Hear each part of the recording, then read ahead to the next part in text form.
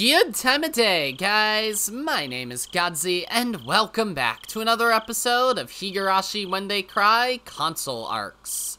Last episode, we continued Outbreak as, the conspiracy bit became true, but on a different level. Not terribly surprising. I mean, you know, pandemic setting, endemic, I should get the word right, fucking English. The villagers might want to fucking kill Satoko, Keiichi, and Rena, because outsiders bad, xenophobia allegory, yada yada. Let's continue reading then. I have no idea how long this arc is going to be, but hopefully this episode will actually be an hour. I'm feeling even better today than I did yesterday, so yeah, let's read. Late at night, my mother visited me. She was clutching an envelope in her hand. Keiichi, just now we received a letter for you, Keiichi. A letter? To me? I snatched it up at once. It read, "To Keiichi from Mion." What was this about? And during such a dark time, she had to write a letter. Wait, so, hold on. Oh, okay. I was about to say, the mail is still running? According to my mother, the doorbell rang, and by the time she reached our front door, it was shoved through the gap. Okay, yeah. She could have just come in if she went out of her way to visit. So the fact that she avoided doing so and left only a letter had me feeling a tinge anxious. Though considering the abnormal state of the village lately, it made sense that Mion would be careful about trying to make contact. All the talk of this being an indigenous virus, or being Oyashiro-sama's wrath, would ultimately end with those people suspecting the outsiders who'd moved into town recently. The whole Mayabara family was made painfully aware of that lately. Even before opening this letter, I could understand that things had reached the point where Mion, as a Sonozaki, couldn't visit us in broad daylight anymore. And yet, the contents of this letter quickly informed me that was still a naive point of view. To Kei-chan, be careful.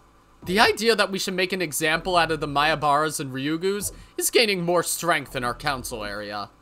I know it's a really crazy idea, but they've already been driven to the point where they'll be consumed by fear if they don't sacrifice someone.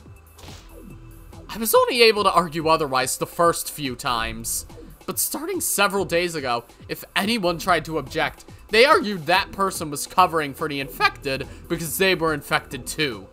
Now no one's putting a stop to this talk of lynching you all. It was fine back when they were all evenly split between the virus supporters and the Oyashiro... The virus supporters? Wait. Okay, whatever. Between the virus supporters and the Oyashiro-sama's curse supporters, since they'd both just... Oh, no, I got the wording now. I got it. Since they'd both just argue incoherently with each other. But lately, the curse supporters are gaining ground. It won't be long before they're leading the whole group. If my granny were well, she'd never allow such a riot. But she actually came down with a fever a few days ago. Now she can't get out of bed. What, she wouldn't contribute to it? You sure? Are we talking about the same Oreo here? Some of my relatives have started spreading rumors that it's the infection, so I'm losing my ability to speak at the council too. Like, if I'm not careful, they could sacrifice me as well. With the position I'm in now, it's going to be hard for me to speak on behalf of your and Rena's family anymore. That's a typo, right? Your and Rena's family? It should be your and Rena's families. That implies they're in the same family. Very funny. I could see that Mion's writing had steadily grown more hastened and sloppy as it went on. Is it intentional then? I didn't even have to ask to understand how she must have felt. I think it's dangerous to stay in Hinamizawa any longer than this. At the very least, if we stay shut up in our homes like this, then sooner or later we'll be murdered. So I'm planning to escape the village tomorrow night. The SDF is blocking off the perimeter, but the Sonozakis have secret tunnels, and one of them exits out beyond the quarantine. Me and Granny are the only ones who know about these tunnels. I wanted to wait until after she recovered, but that doesn't look possible anymore. My Granny just told me to leave her behind and run. My Granny is saying that this is a return to the ancient legend of demons coming out from Onigafuchi Swamp. Right now, all the villagers are possessed by demons, and they're going to start murdering each other. In those legends, Oyashiro-sama managed to calm everyone down. But before they were able to do so, the blood-soaked conflict they produced resulted in a massive number of casualties. No, they're going to kill us all. That brings me to the main point. Tell your family tonight about all this and have them get ready, Kei-chan. I'll come for you all tomorrow night, and then we'll escape. Bring your cash, insurance card, bank book, and family seal. Also, fill your backpack with clothes and daily necessities, but don't let it get too heavy. Don't bring anything you have to carry. Make absolutely certain you can use both hands. For shoes, wear a comfortable pair you can walk easily in. I'm sending the same letter to Rena as well. This might seem like it's coming out of left field, so I doubt it feels real to you just yet. But trust me, I've been to the town council meetings and the gatherings of the three families, so I have a very clear idea of just how crazy this village has become. You need to understand how dangerous this is. Even if you have faith in and do everything I've asked, I'm estimating only a 10% possibility at best of you, me, Rena, and our families all escaping Hinamizawa safely. What about Satoko, though? That was the end of Mion's letter. What the hell? This whole situation was too much for me to take in, and so I gripped my head. Yet Mion had entrusted this letter to me and asked me to trust her, knowing I'd feel that way. And she didn't even bring up the snipers. Once I took 3 deep breaths, I was able to realize that the danger Mion spoke of wasn't too far-fetched. Considering the festering attitude that had filled Hinamizawa lately, what she had written here was unmistakably true. Yep. At the same time, that made me fear for Satoko. It made sense the letter didn't mention Rika, who the SDF had in custody, but there wasn't a single word written here about Satoko, who'd been left in this village all alone. The only names on it were mine and Rena's. There's no way Mion could have forgotten about the club members, so there's no way she'd forget to mention Satoko. So then why? Terrible imaginations assailed my mind. Whatever. Each of them trying to suffocate me. That's right. Mion already mentioned her. She told us there were those who seriously believed that Oyashiro-sama's anger would subside if Satoko were offered as a sacrifice. No way. Is Satoko... I shot up from my seat, and the metal bat leaning against the bookshelf fell down, stopping against my feet. You have the bat already? It was almost like it was telling me to take it with me. That was when I heard a gunshot. If this had been a normal, peaceful day, I would have assumed it was some kid having fun by setting off firecrackers or bottle rockets. But because we were in such an abnormal situation, I didn't make those wrong assumptions, encouraged as they were by times of peace. One of the club members takes a bullet for the team. Why are you telling me that, Steam? Why are you spoiling exactly what's happening? Okay, so someone got shot. Thank you. Great. I opened my curtain and strained to peer into the darkness when I heard another gunshot. It sounded like it was even closer this time. I thought I could hear someone shouting something nearby. Suddenly, our doorbell began ringing frantically. Bing bong, bing bong, bing bong, bing bong, bing bong. There's sound effects for it. Do you have to write it out? Bing bong, bing bong. My mind became clear. All unnecessary noise vanished from my thoughts. It felt like I didn't even need to breathe. And in that vacuum state, I picked up the metal bat at my feet and raced for the front door. Okay. At the entrance, I found my mom cowering, and my dad running in from the kitchen with a carving knife. Up until a moment ago, I would have thought it strange for my dad to respond so violently, but in this exact moment, that actually felt like the proper response. My mom looked back at my dad, wondering if it was safe to open the door. He had her step away from it. The button for our doorbell was pressed at our gate, so whoever had pressed it had now come through our gate and was standing right in front of the house. Then there was a bang, bang, bang, bang, bang, bang, bang, bang. Knocking violently on our door. "Who is it?" my father shouted. They answered immediately. I'm guessing Rena? "Good evening, it's Ryugu, please let me in!" "It's Rena!" I leapt out from behind my father. From the sound of Rena's voice, this was an emergency and we needed to open the door right away. Even if we were plunged into a nightmare situation where the villagers had started a bloodbath, we club members would never doubt each other. "What? Mion? Are you alright?" "She's not alright! We need to hurry and stop the bleeding!" So she got shot, okay. Rena was carrying a blood-soaked Mion, whose breathing was fading fast. Asking if she was alright was just a waste of time. Not even a social courtesy. After that cry from Rena, we carried Mion in past our door and laid her down on the floor. Mion's left shoulder was badly injured and her clothes were stained red with blood. Her clothes were supposed to be yellow. Thanks for telling me that. The shirt Mion loved to wear in her free time. That bright yellow shirt she always wore once school was over. That symbol of all our fun times together. That shirt that I was always happy to see was now completely stained a purest red. Hey! She needs help! Grab a towel or something! I don't know if that's Keiichi or Rena, but whatever. Mion was holding her wound with a handkerchief, but the blood continued to spill from it. Her handkerchief would have dripped blood if it were wrung out. It was impossible to tell what color or design it used to be, and whether it was Mion's favorite. What on earth happened? Rena...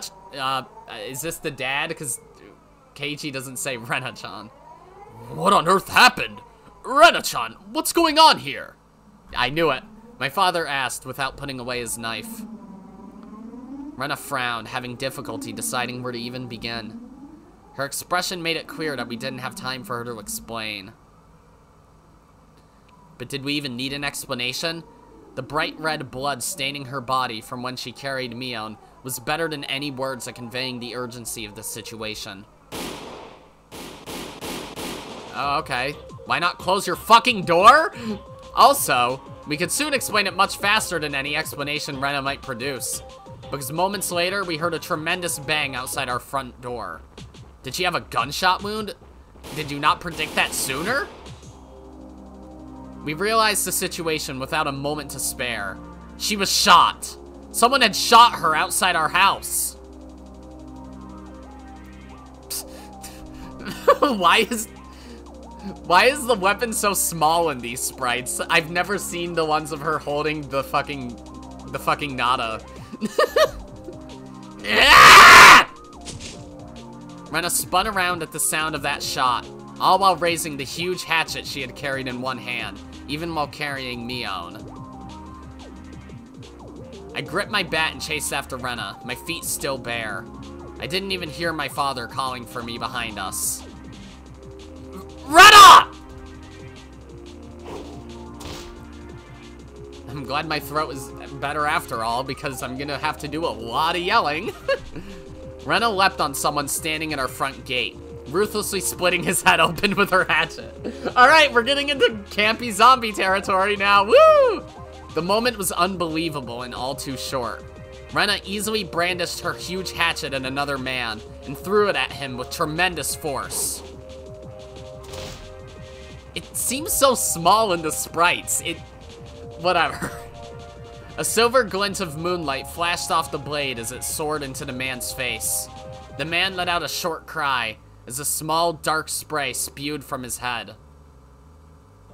My understanding of typical social morals made my brain want to shout, "What are you doing, Rena?" but I also wanted to know who was such a threat that they warranted this reaction.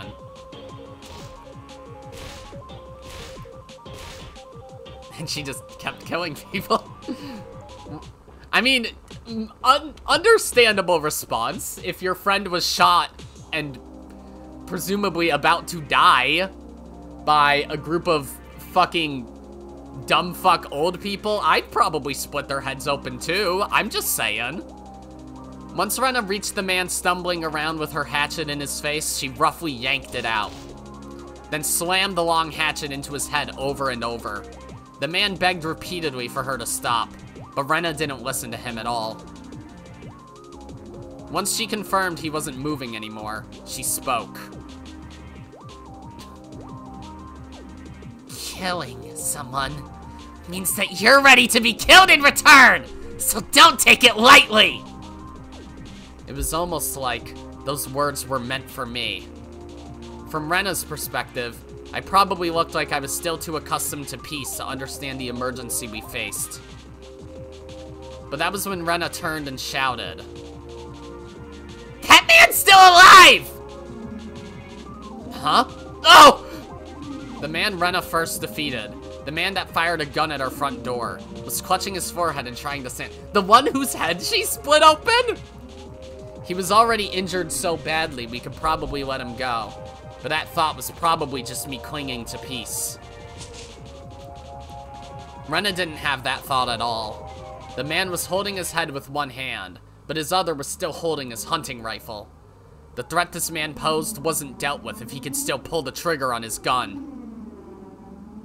Ah! The thick lump of metal swung into him once more. This time, the man's head cracked open. Rena turned back and glared at me. I was closest to that man, not Rena. Rena had shouted so I could take him down, yet I stood there spacing out so Rena attacked him. He'd had a gun. If he had been quicker, Rena couldn't have done anything from her position. That's why she entrusted him to me, but I just stood there blankly, still unable to grasp the situation. Her stern expression made me realize that, so I immediately apologized. Sorry. It's fine. Just hurry! Rena yanked her hatchet out of the man's head and picked up his gun with her other hand. Oh shit. Now she's even more dangerous. Even if you don't shoot, a gun can still be used to frighten opponents. Right. That's fine. Just hurry up and get ready to run! Huh? Didn't Mion say she'd come tomorrow in the letter she wrote? There goes my false sense of security. Is this Keiichi? Yeah! But tell me, what on earth happened? It wasn't an oh yeah, it was an oh yeah! Whatever. Hard to tell tone from sentence fragments, you know? I asked Rena as we ran back to my front door. You got a letter from her too, right, Keiichi-kun? Michan brought the same letter over to my house. Whom? That was when the neighborhood watch discovered her and shot her. Michan hadn't done anything to them. All she did was deliver a letter to me and they shot her. They said the Ryugus were infected, and anyone interacting with them was an ally of the infected, but they decided that all on their own, and they shot her for it. Michan hadn't done anything to them, but they didn't care and they shot her anyway. Rena's eyes were full of anger and sadness as tears spilled down her cheeks. There wasn't anything I could say to her while she was possessed by those powerful emotions. When we returned to my front door, Mion had been given a towel for the blood, and my mother was with her, helping her put pressure on the wound. My mother was all shook up. The only medicines we kept in the house were band-aids, headache medicine, and cold medicine at best. We didn't have anything to help treat a gunshot wound. Rena came back into our house with more blood splattered on her clothes and staining her hatchet. Given the commotion that just happened, My father understood everything once he saw the hunting rifle in Rena's hands. Once Rena understood that he did too, she spoke. Sir, if we don't flee this place right now, we'll die. My own father was already murdered. Oh, okay. Just now. He tried to save Michan, so they didn't even hesitate. They shot him as easily as if they were driving off crows. I can't believe it. I can't believe it. Mion's mouth opened feebly after hearing Rena's screams.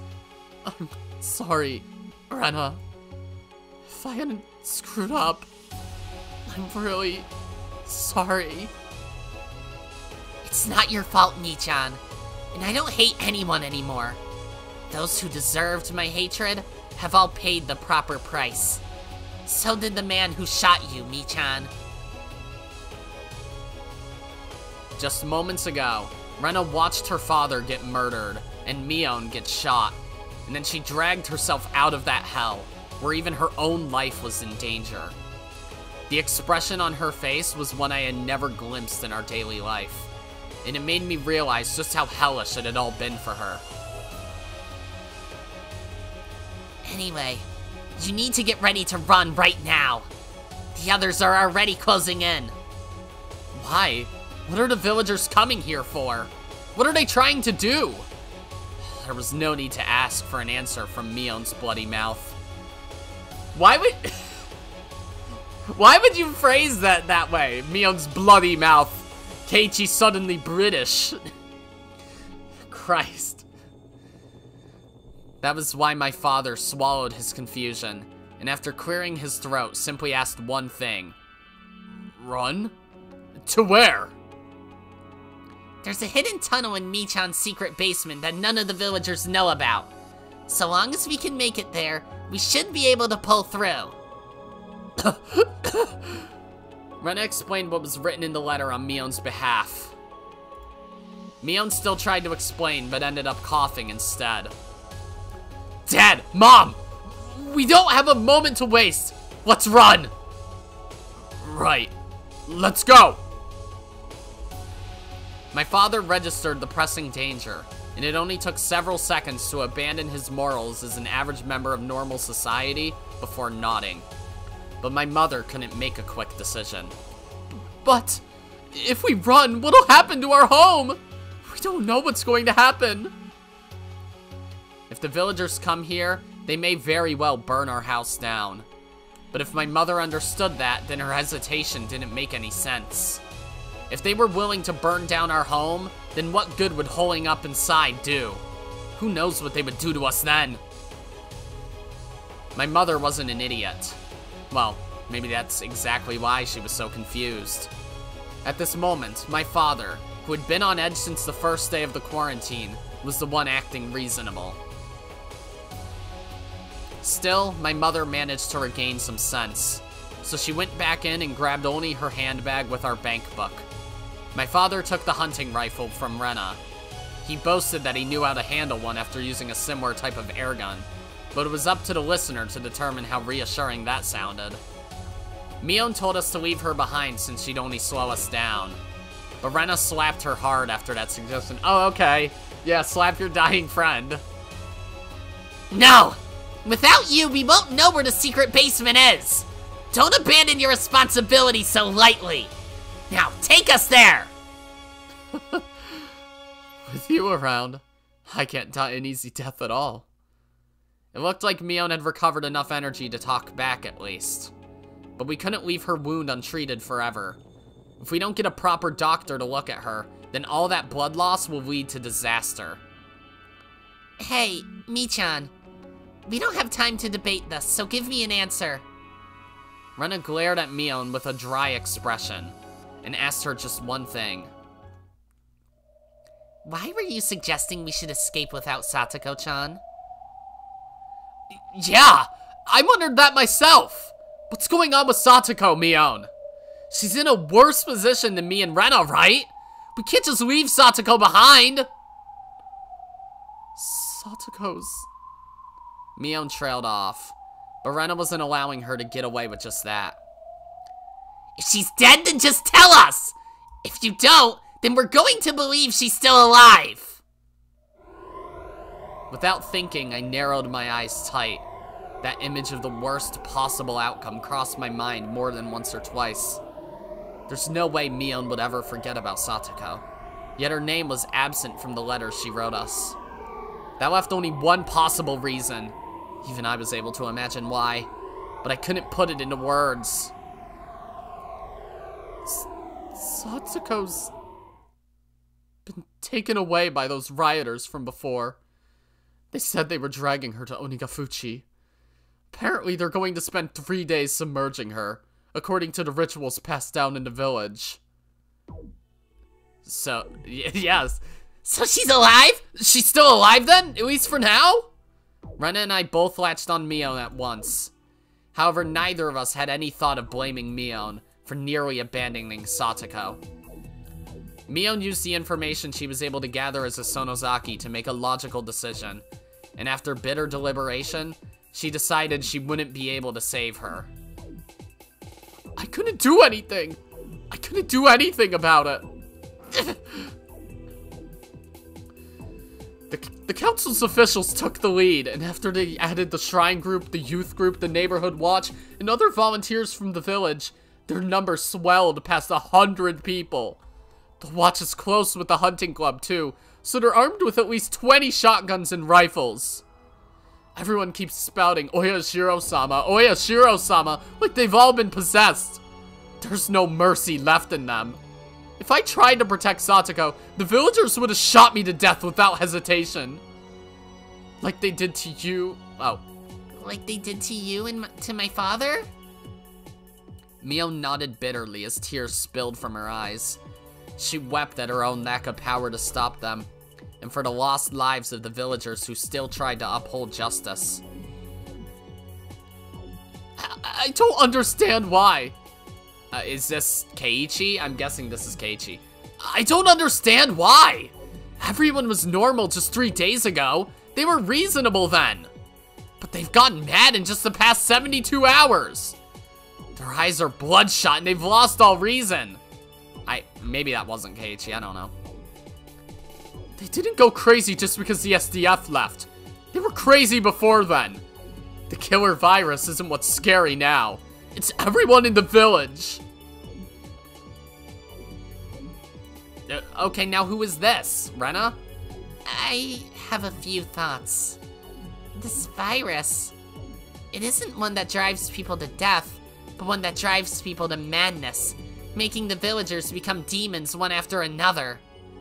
Just try retracing the legend of Oyashiro-sama once more. Or is that Mion? I can't fucking tell when they don't have the sprites on screen. Oyashiro-sama is the only one who can resolve this situation. And her reincarnation, Rika-chan, is nowhere to be found. Besides, Oyashiro-sama was a god anyway, right? They weren't human, were they? There's nothing we humans can do. Nothing! This is Keiichi. Calm down, Mion! I crouched down, and even knowing it would aggravate her wound, I held her head tight and let her hear my heartbeat. Thank you. While Rena and I were taking it easy without realizing what was going on. Oh, no. This is Keiichi. Thank you. While Rena and I were taking it easy without realizing what was going on, you were working hard behind the scenes to try and stop the rumors. I'm sure that's why the village wasn't swallowed by madness until today. If it wasn't for your hard work, the inevitable tragedy we face today would have consumed us long ago. So thank you, Mion.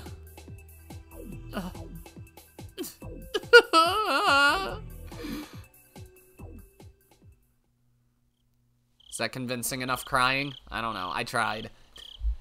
Mion was in the deepest ranks of the Sonozakis. And even though she's just a kid like us, she fought all this time. She fought against the overwhelming madness of the village up until the very end. With her efforts acknowledged, she cried into Keiichi's chest. The tears she was shedding now were slightly different than the ones she shed before. Rena, I know you might want to blame Mion, but... I don't plan on blaming her at all. That's actually good to hear. Rena said casually. She's a strange one. Though it feels like the bigger the gamble, or the more dangerous the situation, the more composed she gets. Just like a blue flame. Oh, we're doing this again? At first glance, it looks like it's just burning quietly, but it burns far hotter than a red one does. That's why I answered in turn. Yeah, that's true. This is good news, without a doubt. Yeah, it's great news. I mean, Satoko-chan's alive. On top of that, we know they'll keep her alive for another 72 hours. That's fantastic to hear! The bat I had been gripping began to grow hot in my grasp, almost as if the bat had been immersed in a blazing fire. The heat stinging the palms of my hands. Yeah, I know, Satoshi. I didn't know it was literally going to be the exact same bat. There's nothing to fear when even you get serious. One hit from this will smash their heads in. Keiichi. Oh, is this the dad or the mom? I'm guessing the mom? Keiichi, don't tell me. You're planning on rescuing Satoko-chan? No, that wasn't the dad. Maybe, I don't know. Dad, take Mom and Mion and escape through the secret exit. Rena and I will handle the rest. Keiichi! I'm sorry, ma'am. Or that was the mom. What am I supposed to know? They don't have sprites. Please take care of Mi-chan. Also, don't take your eyes off of her. Mi-chan doesn't play fair and likes to steal the spotlight, so she might try sneaking off after us, even though she's badly wounded and in a lot of pain. Treating me like I'm dead weight. Judging from Mion's current state, she didn't really have the energy to do that. But she'd never be so heartless as to silently watch us head off. Mion absolutely would try to follow us and provide backup, even if both of her legs were falling off. But we can't allow Mion to die. We're not going to lose a single one of our friends.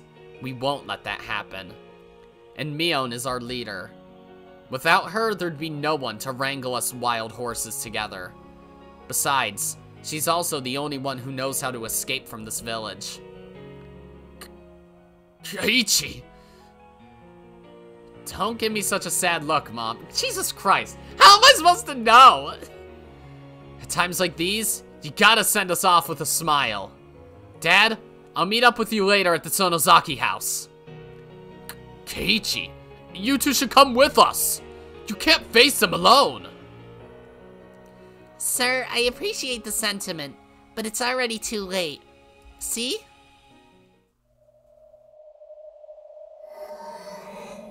Is there gonna be a bunch of people out there? Rena flung open the door, and we heard the hustling movements of a huge crowd, chanting Oyashiro-sama over and over like some creepy sutra. We wasted too much time dawdling. If we were all in top condition and ran at full speed, then we would have had the option of running away from here like my father suggested. But since my father wasn't used to thinking like we do in our club activities, he was a move behind. So long as Mion was heavily wounded, we needed someone to buy time for them to take Mion and escape. And a normal person like my father, who still hadn't steeled his resolve after we were driven into this corner, wasn't going to be useful in the fight. The only ones who could fight were the club members thoroughly trained by Mion, who were able to release their limiters and grasp the severity of the situation instantly.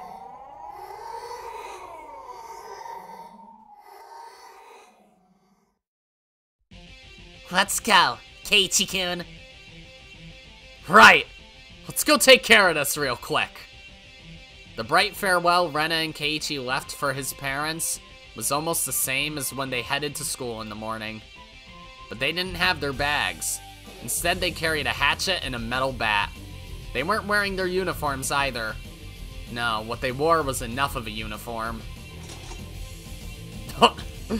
Their blood-soaked clothes were a more than fitting uniform for that mad and crimson night.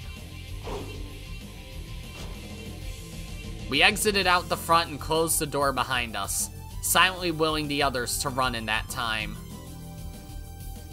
Beyond the door, there were the lights of several flashlights swaying like the breaths of ravenous beasts.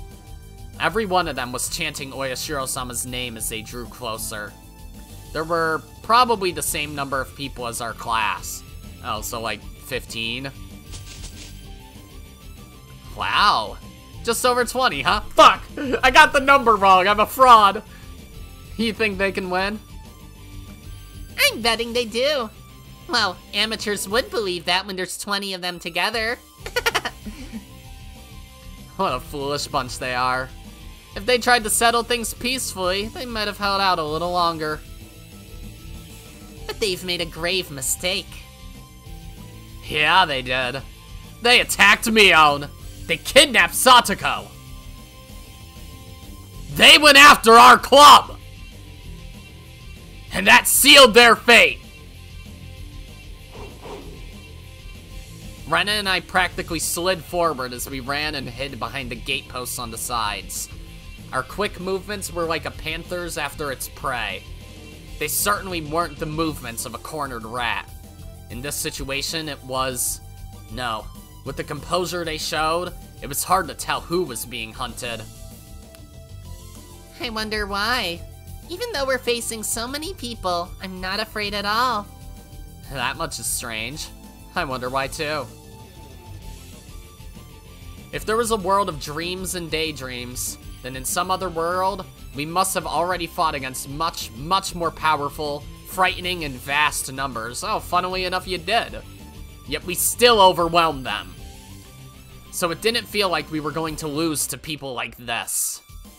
Yeah, I mean, when you directly reference Matsuri Bayashi, it does feel like a fucking wash now, doesn't it? I mean, obviously, the tone of it, it's like, yeah, it's gonna be a fucking wash, but it does kind of levy a bit of the tension. Hey, Keiichi-kun, when Mi-chan was talking to us earlier, when you said you thought that was good news too, I thought it was good news for a different reason. What? What other reason? It sounds fun, so tell me. Or, wait, have I already figured it out? Right now, Rena was wearing the same expression as me, and smiling with confidence. Hello, Heater, welcome back. It's not so much that you figured it out, as it just doesn't matter to you at all, really. Then tell me, what was this good news for you? Well, our enemies are the town council's shrine group, the youth group, and the neighborhood watch, totaling a little over 100, right? On top of that, there's the hunting club with about 20 rifles. Good grief. Luck is totally on our side, isn't it? Because there's only 100 to face. Jesus Christ. Might be tough if one more shows up.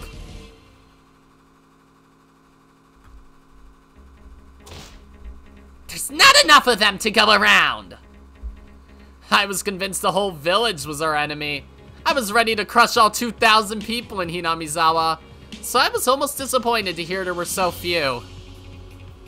100 people in 72 hours? And there's only 20 here?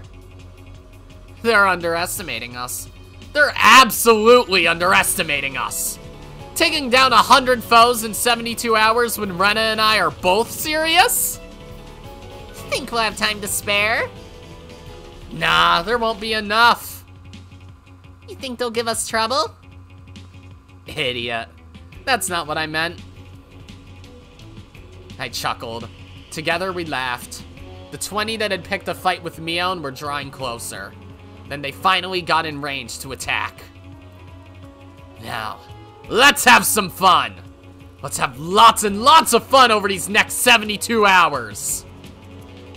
Satoko-chan, wait up for us!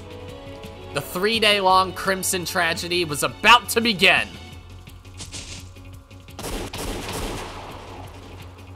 They have sprites?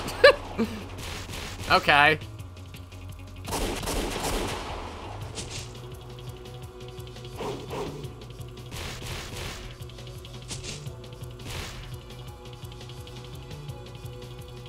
I don't know if these are sprites they would have used in the original 8 chapters or what, but I'm not surprised they're kind of glossing over all the, you know, all the small details.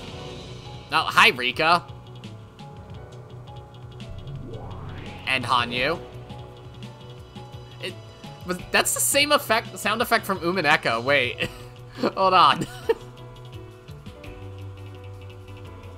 Okay, yeah. At this point, it's just a fucking voiceless movie. Okay, damn. Not just breakneck pacing, it's fucking cutthroat pacing. They were right, though.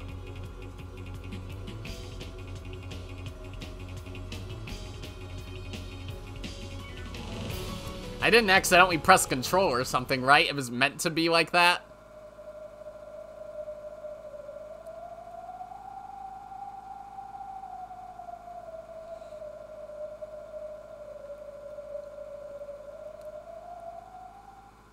Okay.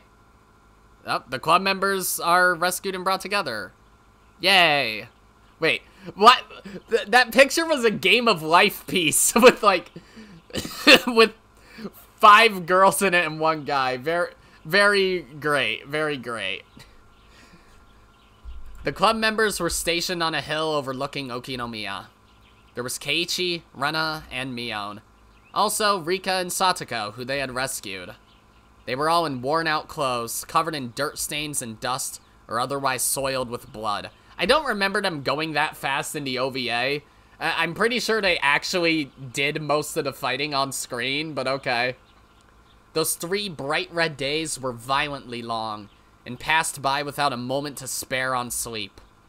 All of them were there, without anyone missing. The ferocious battle certainly did take place, but to the club members, only the result, their victory, was important. The deadly combat that led to this point was no longer worth remembering. All that mattered was that everyone had safely gathered here. What was even more important than that was that this is the fucking title screen, isn't it? was the sight of Okinomiya in the distance. It hadn't ended. From here, it was plain to see that the madness hadn't remained limited to Hinamizawa. The town of Okinomiya, too. I had a faint suspicion about this. This still isn't over yet, is it? They still believe in that virus. You too? Look, I'm already over the sniper shit. Don't tell me you guys had your whole paranoia arc, too. Has this virus commotion only spread to Okinomiya? Or do you think it's spread even further? I can't tell by looking from here. You're setting this up like the first arc of a shonen series. What the fuck? Has the whole world gone to ruin? I don't know, but we're all here. It's not like everyone in Hinamizawa went crazy either. That's true. There are still those who retain their sanity even now. Like me, the virus isn't real. I'm sure there are some in Okinomiya as well. There's gotta be, we're the silent majority. We might need to scout it out first. I mean, maybe the snipers are real after all. I figured you might say that, but, I mean, we just gotta know. We have to see for ourselves whether the world's really been destroyed or not. The village is about to run out of food and daily necessities. We threw off our pursuers, but there's no need to stay in the village. I'm worried about Shion-san. In that case, it's settled. Let's go into town, to Okinomiya. Rika?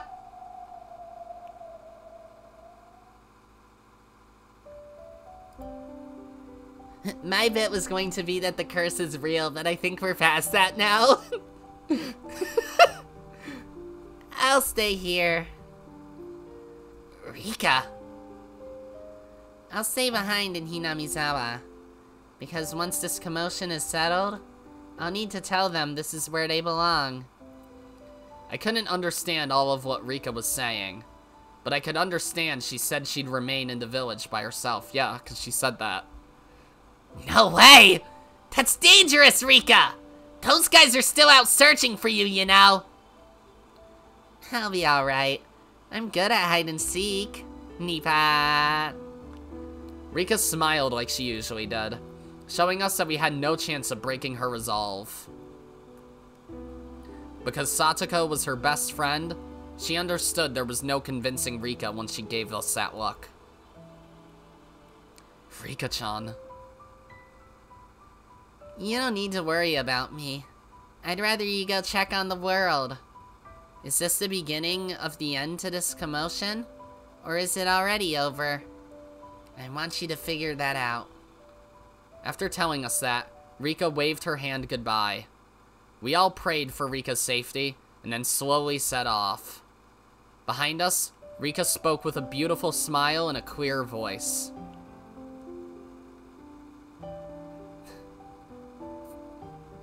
That's how they phrase it in this? Fight all, you guys!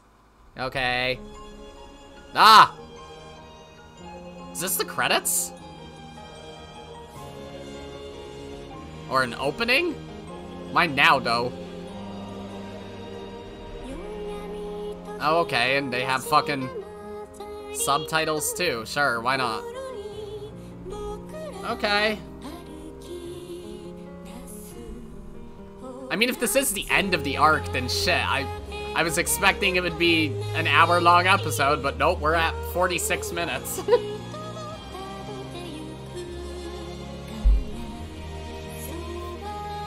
It still feels so weird to see the original sprites when I'm not used to them still. Who the fuck are you? Ah, whatever.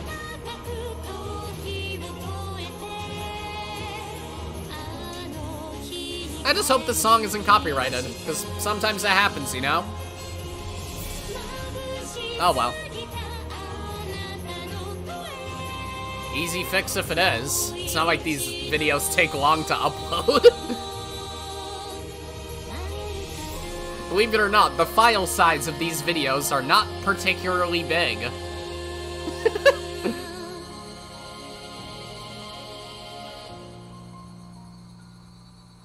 Okay.